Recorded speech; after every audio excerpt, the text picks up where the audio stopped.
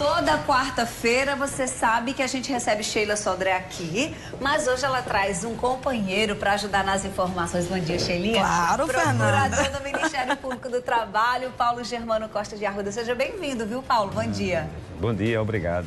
Esse tema, Fernanda, tem que trazer alguém, um expert realmente, e que faz uma luta brilhante pelo direito do trabalhador mesmo, até do trabalho justo. Então eu fiz o convite, ele aceitou esse desafio. Eu até estava comentando com ele que o canal fica aberto, né, até para o telespectador tirar dúvidas, porque é uma excelente oportunidade, né, aqui na pessoa dele. Para esclarecer, exatamente. Né? Ô, Paulo, é uma lei que todo trabalhador, ou até que ainda nem está empregado, está querendo saber mais, conhecer mais, porque agora ficou... Quem tem concurso público, tá extinto, vai poder ser contratado, como é que fica? Cria um rebu.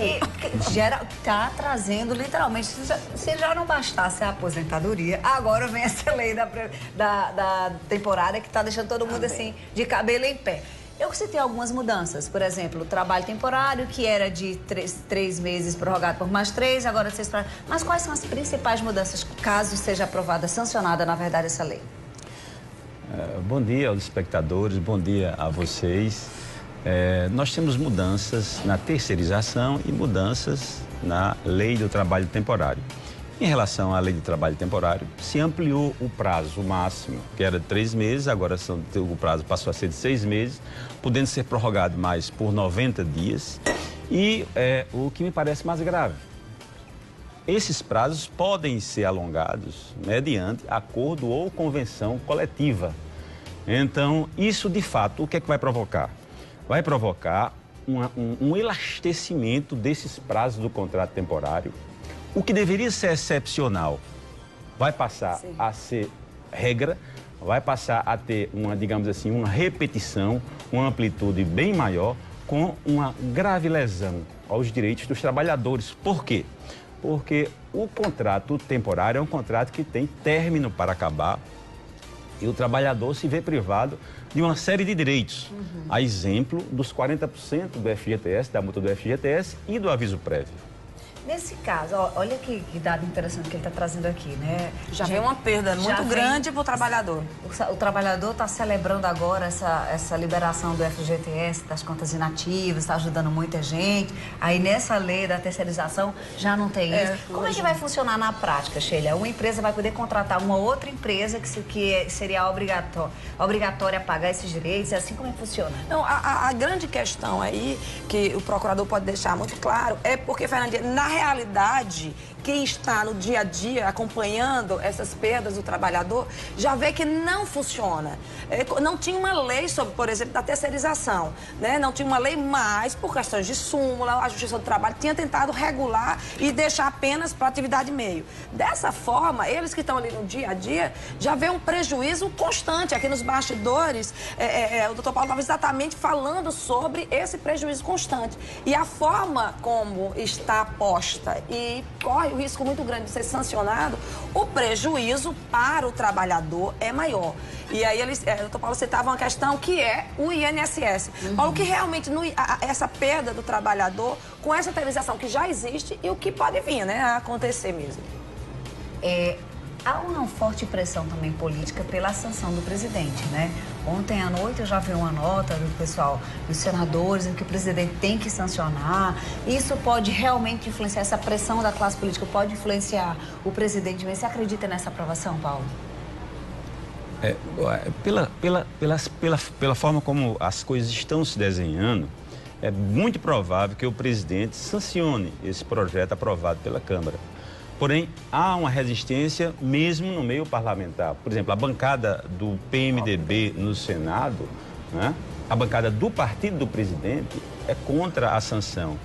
Entende que a questão precisa ser mais discutida, amadurecida e que esse projeto, ele é nocivo aos direitos dos trabalhadores, ele desmantela a organização sindical brasileira e o que é mais grave, nesse momento de crise, nesse momento de déficit das contas públicas, vai ocorrer, isso aí já está provado aritmeticamente, provado atuarialmente, vai haver uma redução nos tributos, na arrecadação dos tributos, das contribuições sociais, ou seja, o quadro de crise no orçamento das prefeituras, dos estados, da União, será prejudicado, será ainda mais complicado a partir da amplitude que esse projeto deu à terceirização e ao contrato temporário. Então, o próprio partido do presidente está dividido em relação à sanção. Entende que o presidente não deve sancionar e deve aguardar o pronunciamento e deve aguardar a tramitação no Senado, que é uma casa legislativa mais experiente, mais conservadora, menos assodada no tratamento dessas questões que versam sobre o interesse nacional e, mais que o interesse nacional, a preservação do pacto nacional. Não só contemplar o direito dos patrões, o direito dos empresários, do grande empresário, do grande capital, mas ver também as necessidades, a conveniência, a oportunidade da aprovação desse projeto e o clamor que ele vai causar para os trabalhadores, os prejuízos que trará à economia brasileira e aos trabalhadores. Ô Paulo, com relação ao direito, tem muita gente perguntando aqui no zap do programa se é garantido os mesmos direitos dos empregados, os mesmos direitos previstos na CLT. Não. O trabalhador terceirizado, ele tem salário menor, de cerca de 27% menor que o trabalhador contratado diretamente pela empresa. A rotatividade de mão de obra é maior, né? Ele tem uma redução nos seus direitos, né?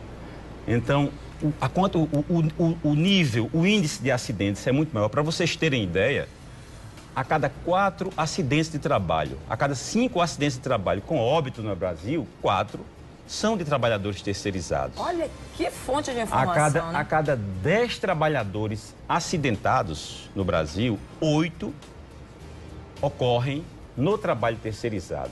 Então, isso aí gera uma incapacitação, um adoecimento da classe trabalhadora, um aumento enorme no custo previdenciário, no custo da Previdência Social no Brasil. E nada disso está sendo considerado pelo presidente da República, pela equipe econômica, pelo Ministério da Saúde, o que é uma irresponsabilidade.